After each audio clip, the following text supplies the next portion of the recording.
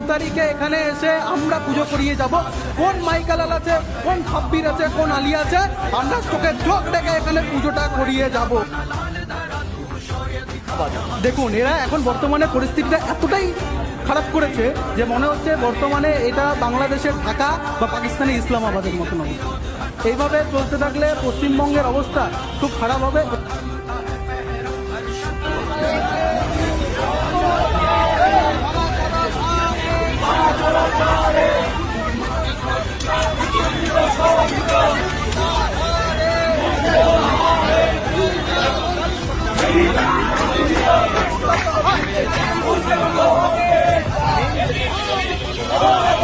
তারিখে এখানে এসে আমরা পুজো করিয়ে যাব।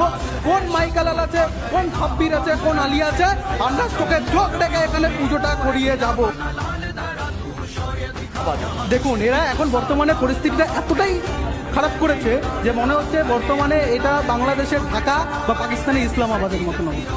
এইভাবে চলতে থাকলে পশ্চিমবঙ্গের অবস্থা খুব খারাপ হবে।